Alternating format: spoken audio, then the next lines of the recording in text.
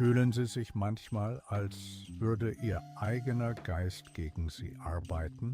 Ein endloser Strom von Gedanken, Sorgen und Ablenkungen, der Sie auch dann nicht loslässt, wenn Sie eigentlich Frieden suchen. Das ist keine Seltenheit. Tatsächlich zeigen neurowissenschaftliche Studien der University of California, Berkeley 2022, dass unser Gehirn im Default Mode Network, DMN, dazu neigt, in 47% unserer Wachzeit in Gedanken zu versinken, oft in Grübeleien über die Vergangenheit oder Sorgen um die Zukunft. Es ist ein Paradox. Wir sehnen uns nach Ruhe, aber unser Gehirn scheint ständig neue Aufgaben zu erfinden, die uns unruhig halten. Doch was, wenn diese mentale Unruhe nicht Ihr Feind ist, sondern ein universelles Zeichen für ein tieferes Potenzial, eine Einladung, eine Brücke zwischen Jahrtausende alter Weisheit und modernster Wissenschaft zu schlagen?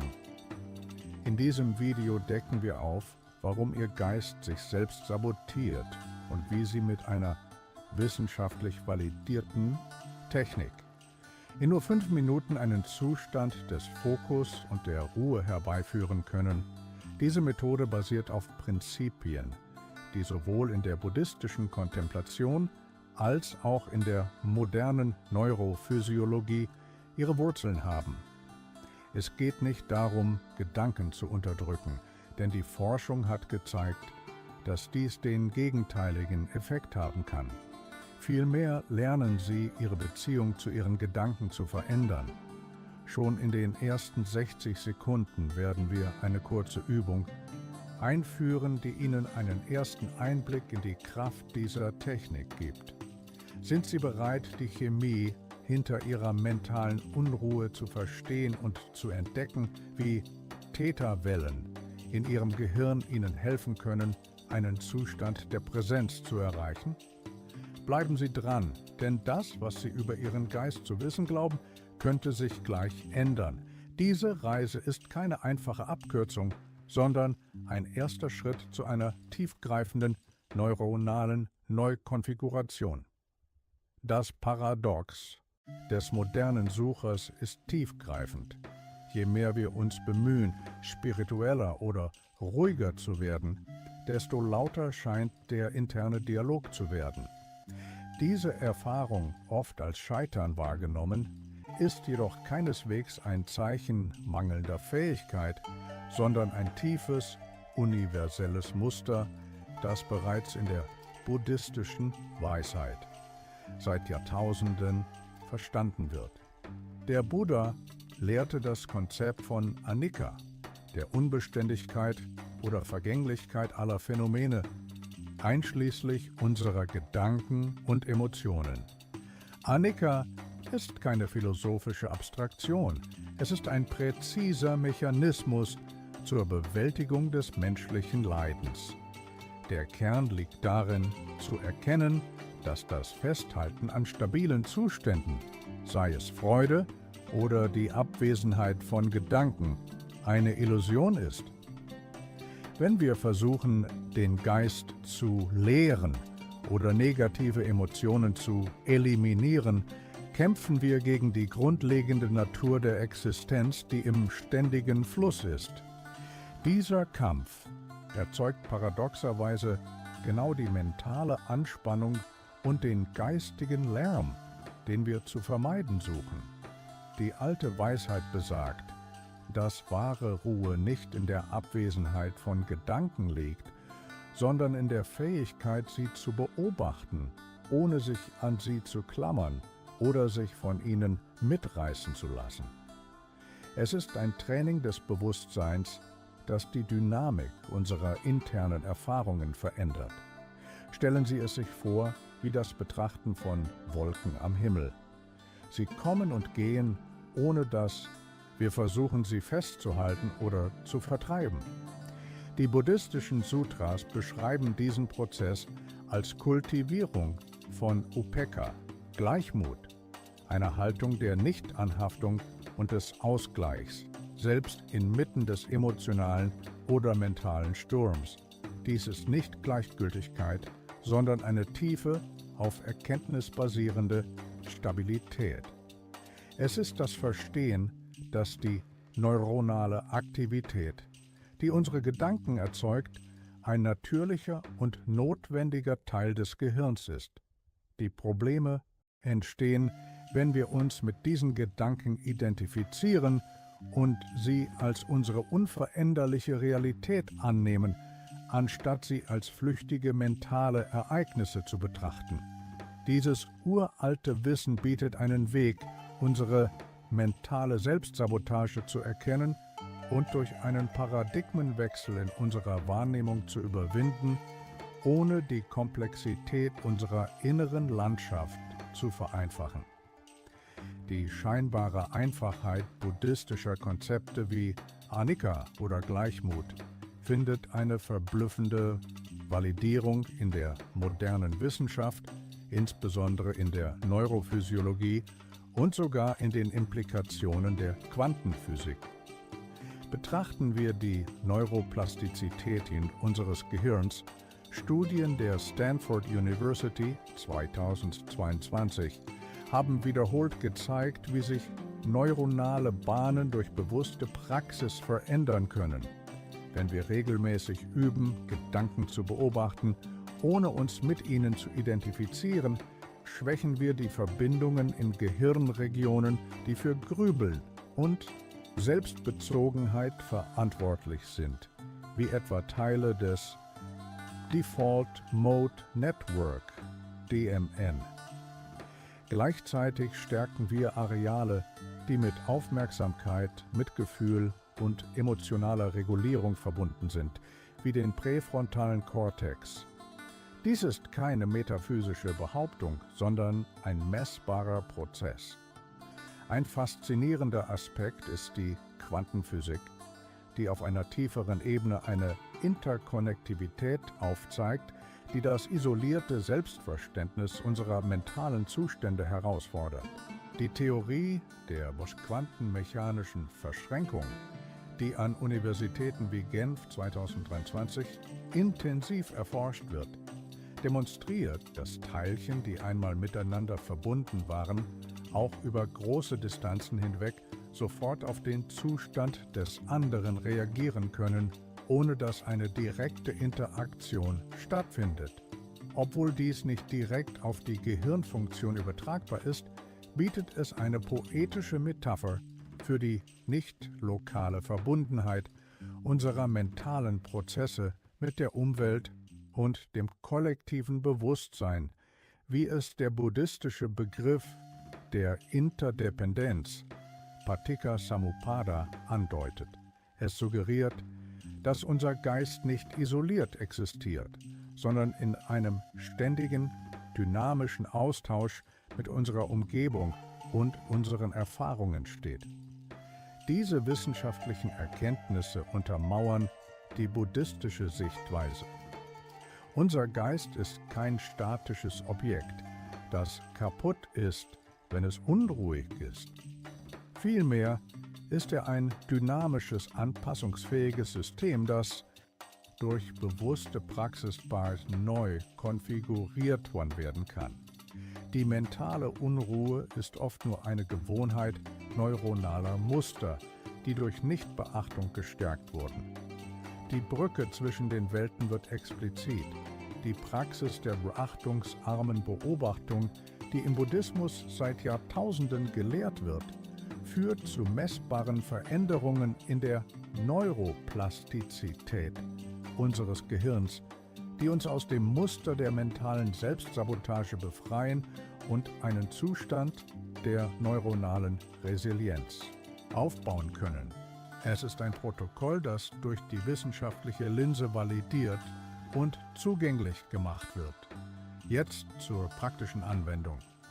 Die hier vorgestellte wissenschaftlich basierte Technik zielt darauf ab, die mentale Selbstsabotage zu durchbrechen und einen Zustand des sofortigen Fokus und der Ruhe herbeizuführen.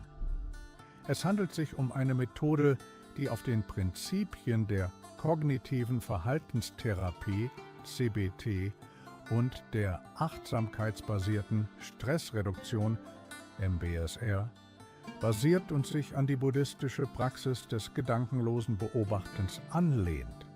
Die 5-Minuten-Anker-Technik für sofortigen Fokus.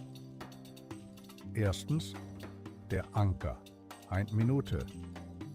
Finden Sie eine bequeme Sitzposition, schließen Sie sanft Ihre Augen oder senken Sie Ihren Blick. Bringen Sie Ihre Aufmerksamkeit vollständig auf Ihren Atem. Spüren Sie, wie die Luft in Ihren Körper ein- und ausströmt. Beobachten Sie, wie sich Ihr Bauch hebt und senkt oder wie die Luft Ihre Nasenlöcher berührt. Dies ist Ihr Anker. Ihre Gedanken werden wandern. Das ist völlig normal und ein Zeichen eines gesunden Gehirns, das ständig assoziiert. Jedes Mal, wenn Sie bemerken, dass Ihr Geist abgeschweift ist, bringen Sie Ihre Aufmerksamkeit sanft, aber bestimmt zurück zum Atem. Nicht verurteilen, nur zurückkehren. Zweitens. Gedanken als Wolken. 2 Minuten. Während Sie den Atem als Anker nutzen, erweitern Sie Ihr Bewusstsein auf die Gedanken, die auftauchen. Stellen Sie sich vor, Ihre Gedanken sind wie Wolken am Himmel, die vorbeiziehen. Beobachten Sie sie, versuchen Sie nicht, sie festzuhalten oder zu vertreiben. Geben Sie ihnen stattdessen ein Etikett wie Planung, Sorge, Erinnerung oder Geräusch. Sprechen Sie dieses Etikett still für sich aus, zum Beispiel: Ah, da ist eine Sorgewolke oder das ist ein Planungsgedanke. Eine Studie der UCLA 2021 zeigte, dass allein das Benennen von Emotionen die Aktivität in der Amygdala, dem Angstreaktionszentrum, um bis zu 68% reduzieren kann. Dies ist neuronale Reaktivität in Aktion. Drittens, die Stille zwischen den Tönen. 2 Minuten. Jetzt lösen Sie sich vom Etikettieren und verweilen Sie in der Qualität des Bewusstseins selbst. Wo ist der Raum zwischen den Gedanken oder zwischen den Atemzügen? Sie werden vielleicht kurze Momente der Stille oder des Friedens bemerken. Dies ist der Zustand der Theta-Wellen, der oft mit tiefer Entspannung und Kreativität verbunden ist und der uns eine Ahnung von der Art unforcierter Präsenz gibt, die buddhistische Meister lehren. Es ist nicht die Abwesenheit von Gedanken, sondern eine Veränderung ihrer Beziehung zu ihnen, von der Identifikation zur reinen Beobachtung. Diese Übung, die Sie in nur 5 Minuten durchführen können, eliminiert nicht die Sorgen, aber sie verändert Ihre neurale Reaktion darauf. Sie ist ein Training der Neuroplastizität, bei dem Sie bewusst neue neuronale Bahnen der Aufmerksamkeit und des Gleichmuts aufbauen. Als ich diese Technik zum ersten Mal versuchte, scheiterte ich ehrlich gesagt bei den ersten 9 Versuchen, da mein Geist ständig abschweifte. Und genau das ist der Punkt. Es ist ein Prozess des Lernens und der Rekonfiguration, nicht der sofortigen Perfektion. Ihre anfänglichen Schwierigkeiten sind ein Zeichen dafür, dass Ihr Gehirn neue Muster lernt. Ein universelles Zeichen von Bereitschaft zur Transformation. Gerade wie verschränkte Teilchen in der Quantenphysik auf den Zustand des jeweils anderen reagieren, egal wie weit sie voneinander entfernt sind, so stehen auch unser Geist und das Universum in einem ständigen, dynamischen Dialog. Die Neurophysiologie nennt dies die Schleife der Interkonnektivität zwischen unserer inneren Erfahrung und der äußeren Welt. Unsere Gedanken, Emotionen und die äußeren Umstände beeinflussen sich gegenseitig in einem komplexen Netzwerk. Der Buddhismus bezeichnet dies als die Illusion der Getrenntheit, die Erkenntnis, dass alles miteinander verbunden ist und wir untrennbar Teil eines größeren Ganzen sind. Diese Einheit von Geist und Materie, von Innen und Außen, ist keine esoterische Behauptung, sondern eine tiefe Wahrheit, die sowohl von den alten Weisen als auch von modernen Wissenschaftlern gleichermaßen erforscht wird. Was bedeutet das für ihren geistigen Lärm und ihre Suche nach unmittelbarem Fokus? Es bedeutet, dass ihre Gedanken nicht zufällig sind, sondern Ausdruck ihrer neuronalen Muster, die durch Jahre der Gewohnheit geformt wurden. Aber es bedeutet auch, dass sie die Fähigkeit besitzen, diese Muster bewusst zu ändern. Die 5-Minuten-Anker-Technik ist nicht nur eine schnelle Lösung, sondern ein Mikrotraining für die Neuroplastizität des Stichosac ihres Gehirns. Sie lehrt ihren Geist, von einem reaktiven zu einem beobachtenden Modus zu wechseln, von einem Zustand, in dem sie von Gedanken gefangen sind, zu einem, in dem sie die Freiheit haben, sie kommen und gehen zu lassen. Es geht darum, eine Brücke zwischen dem Verständnis des Geistes als komplexes, quantenähnliches System und der tiefen Weisheit des Dharma zu bauen. So finden Sie nicht nur momentane Ruhe, sondern legen den Grundstein für eine tiefgreifende neuronale Neukonfiguration und eine nachhaltige neurale Resilienz in Ihrem Alltag. Die Reise zur Beruhigung des Geistes und zum sofortigen Fokus ist selten linear. Es ist ein Weg, der oft von Frustration, Rückfällen und dem Gefühl begleitet wird, es nicht richtig zu machen. Studien von Dr. Richard Davidson an der University of Wisconsin-Madison haben gezeigt, dass selbst erfahrene Meditierende Phasen des mentalen Widerstands und der Ablenkung erleben. Dieses Scheitern, oder besser gesagt, dieses Stolpern, ist nicht nur normal, sondern ein integraler Bestandteil des Prozesses der Neuroplastizität. Jedes Mal, wenn Sie bemerken, dass Ihr Geist abgeschweift ist und Sie ihn sanft zurückführen, stärken Sie die neuronalen Bahnen der Aufmerksamkeit und des Bewusstseins. Es ist wie das Training eines Muskels. Die ersten Wiederholungen sind schwer, aber mit jeder Wiederholung wird der Muskel stärker. Ihre Fähigkeit, die San-universellen Zeichen von mentaler Unruhe nicht als persönliche Schwäche, sondern als